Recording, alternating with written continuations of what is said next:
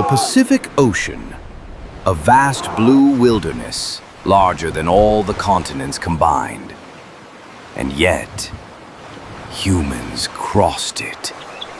Without metal ships, without compasses, guided only by stars, swells, and memory. Ready. Yes, the supplies are secure. The stars tell us our path.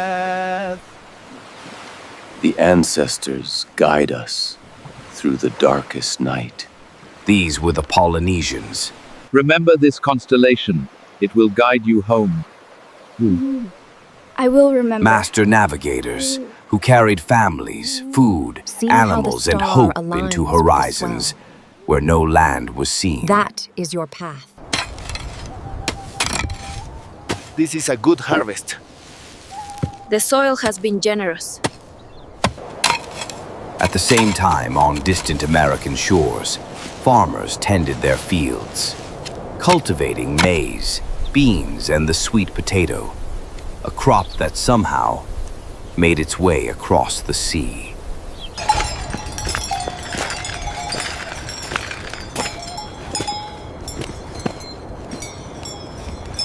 Two worlds, two civilizations, separated by thousands of miles of open water, and yet perhaps they touched.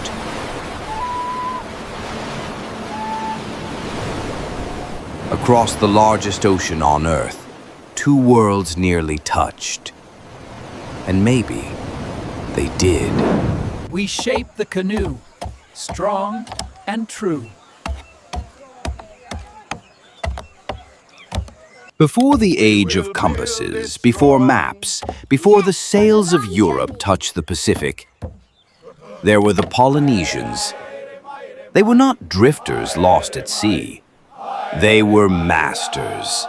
Their ships were not rafts, but double-hulled voyaging canoes, seaworthy catamarans carved from massive trees, lashed together with coconut fiber, and rigged with sails woven from pandanus leaves.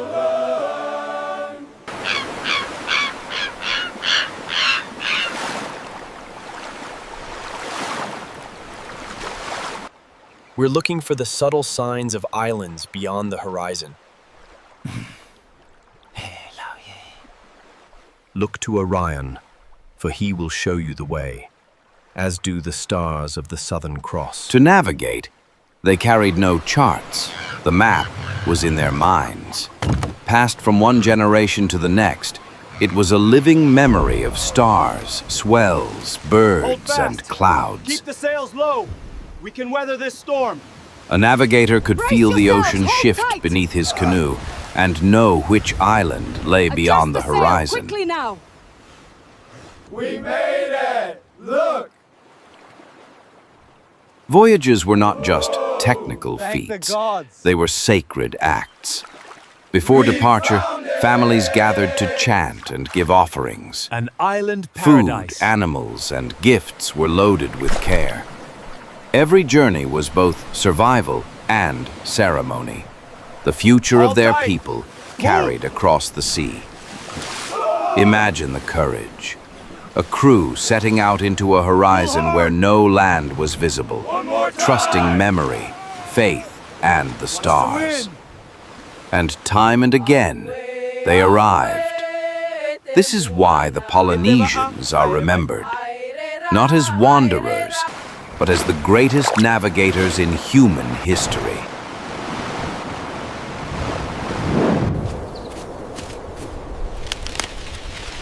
While Polynesians charted their courses across the vast Pacific, another world thrived along the western shores of South America. From the highlands of the Andes to the Pacific coast of Peru and Ecuador, people lived in tight connection with land and sea. The rain has been good for the young maize. Yes, the earth is drinking well today. Farmers cultivated maize, beans, peppers, and cotton, tending terraced fields carved into mountain slopes.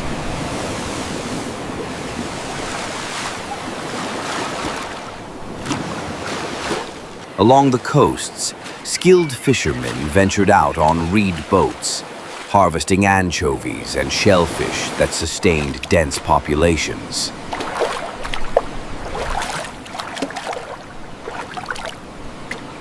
We must finish before nightfall. The winter stores will be plentiful this year. I hope the fish last. These were civilizations of resilience and ingenuity. The water flows nicely now. Yes, that should hold. They lacked beasts This of is burden beautiful. like horses, Thank you. I think yet it their will be a lovely hands gift. shaped mountains, and their crops fed millions. Though separated by a seemingly endless expanse of water, Polynesian voyagers and Andean farmers These chilies are mirrored exceptional. one another in spirit, And this fish? both peoples fresh from the mastering river. their environments, guided by memory, tradition, and courage. Two worlds, never aware of how close they truly were. In the gardens of Polynesian islands, thousands of miles from South America, grows a crop that should not be there. The sweet potato. Known in Quechua as kumara, and in Polynesian languages as kumara or umala, the word is almost identical, and so is the plant.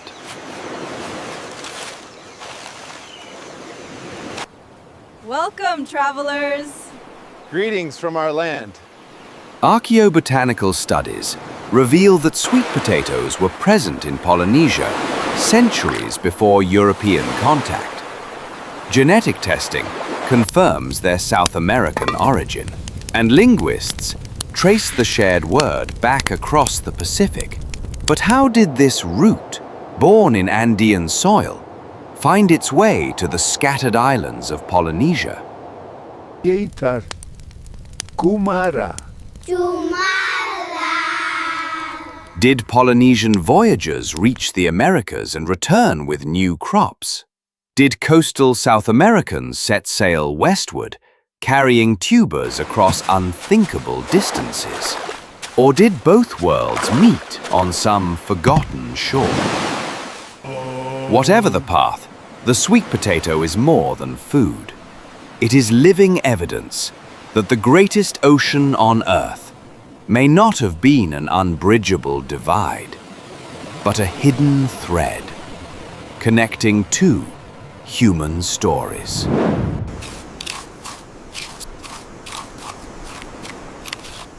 The sweet potato may not be the only clue. On the western coast of South America, archaeologists have uncovered chicken bones. Their genetic signatures appear closer to Polynesian breeds than to Spanish introductions, hinting that Polynesian sailors might have carried chickens eastward long before Columbus. Yet, the evidence is disputed. Other studies argue these birds could have arrived later, during the age of European contact. There are also tools, fishing hooks, adzes, and boat designs that seem to echo across oceans.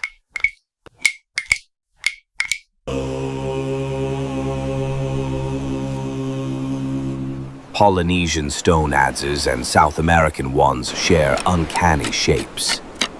But is this the fingerprint of contact, or the result of two cultures solving similar problems in similar ways? Even words may carry faint echoes. Kumara. Kumara. Kumarkira. In Kumara. Kurana. Kumara. Some coastal languages in South America show terms for crops or seafaring that resemble Polynesian sounds. I am telling you, the evidence is all here. The DNA points directly to this lineage. I am not convinced. But the Scholars markers debate, clearly indicate a are these connection true here. borrowings or chance resemblance? I'm not seeing enough Each piece of to evidence support that invites conclusion. excitement, but also caution. The truth lies in fragments, and science demands restraint. Still, together they whisper a tantalizing possibility. that the Pacific was not a barrier but a highway, with travelers whose journeys remain hidden in the sands of time.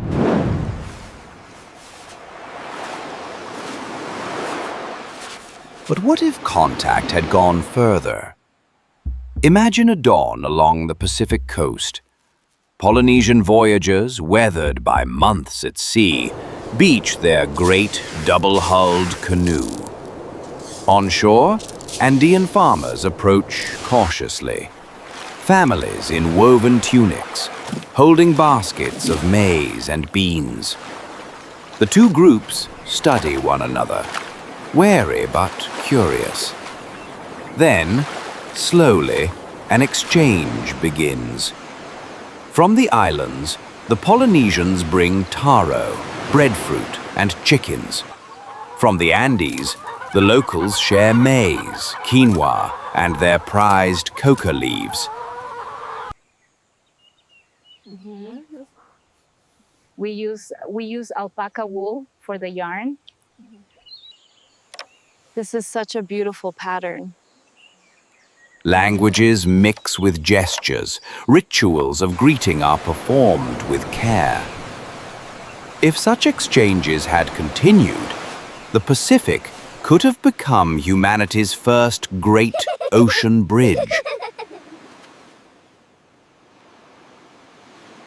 Polynesian voyagers might have carried American crops westward, strengthening island diets.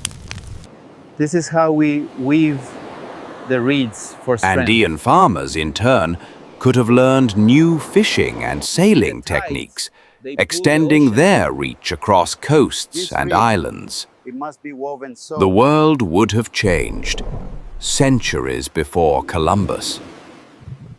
A quiet, respectful network of exchange. An alternate global history born not of conquest, but of encounter.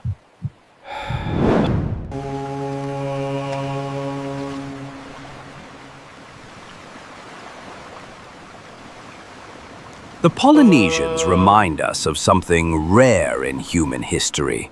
The courage to sail into nothing but horizon, guided only by memory, stars, and faith. They carried not only food and tools, but the heartbeat of whole communities across the world's largest ocean.